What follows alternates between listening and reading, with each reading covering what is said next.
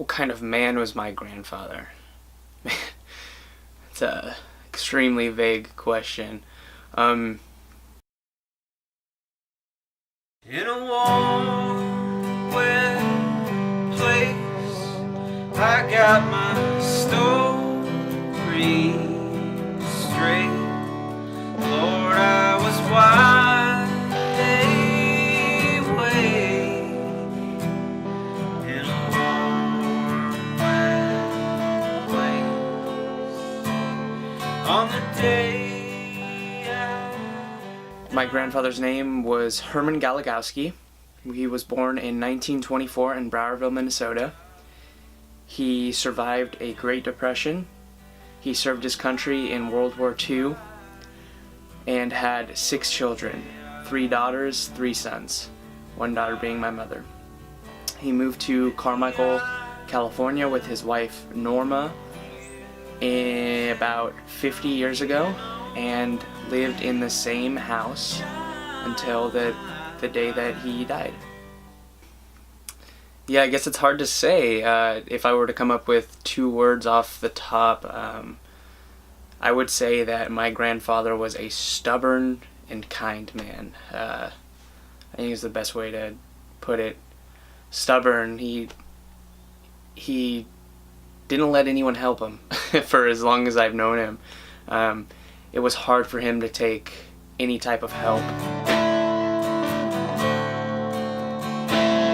Had a bitter black spell, sure didn't serve me well.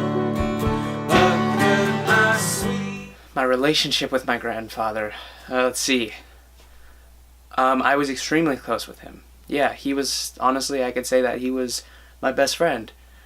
And I guess I have to thank, definitely, not a guess, I definitely have to thank my mother for pushing me to be close.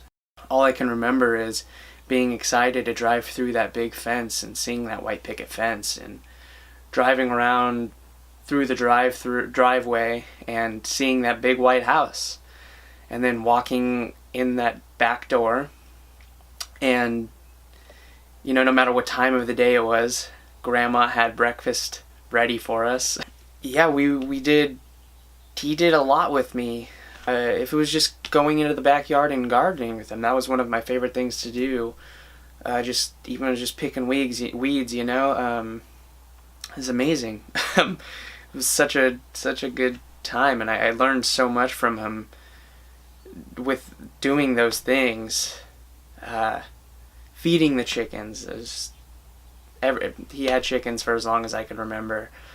And going fishing in his pond in the backyard. You know, he would take us in the back. We would lift up the boards that were on the dirt, and we'd pick the worms, put them in a little bucket or whatever, and use that for the bait for his pond in the backyard. That's how we learned how to fish. And yeah, it was just amazing. I have to thank him for a lot of who I am. What was it, about, yes, 2.5 years ago, my parents and I moved in with my grandparents in Carmichael. We moved in because we didn't think that they could really live on their own anymore, and we thought that they needed help, which they did. It was just an extremely good experience, even to the end. He had really bad nerve problems in his back towards the end, and he wasn't able to walk on his own, really. It was really hard and painful for him. It was the worst thing to see this man who was so strong and, in my eyes, immortal, and him just falling down and losing hope in himself, because he knew that, you know, he couldn't do his daily routine anymore. He knew he couldn't do the things that he wanted to do. He couldn't even step outside and go for a walk, and it was a long process. He was in the hospital for a few weeks, and No, just under a week. And the doctors told us, he didn't have time at all. So I knew I had to go in and I had to talk to him and I had to say what I had to say to him.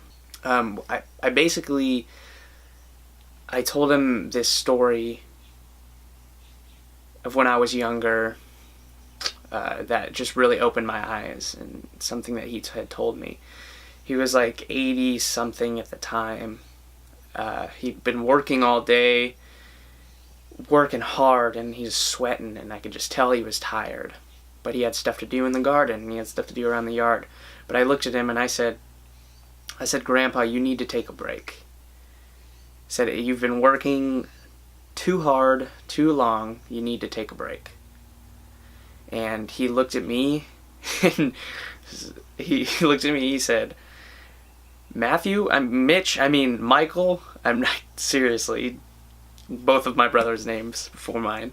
But anyway, he looked at me, he said, Michael, if you sit, you die.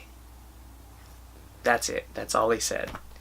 And I walked away with almost a new meaning on life. It was something so simple that I took straight to the heart. I thought about it, and absolutely correct. If you sit down, if you don't work for what you want to work for, it crumbles. You die. If you want to live forever, don't sit. You'll have time to relax, but sometimes there isn't a time to relax. So you need to work, you need to get off your butt and strive for whatever you're striving for. And telling that story to him and having his face just gave me a big old smile, cried, and he said, Michael, we'll do it all again soon. And I don't know, that was just the greatest, saddest, most amazing thing that I could have experienced. And I'm very glad that I did. I'm glad that I got so much time with him. And I miss him, but I'm glad he's there, and I'm glad he's up there. I'm glad he's with my grandmother and listening to his polka music up there with her, dancing away.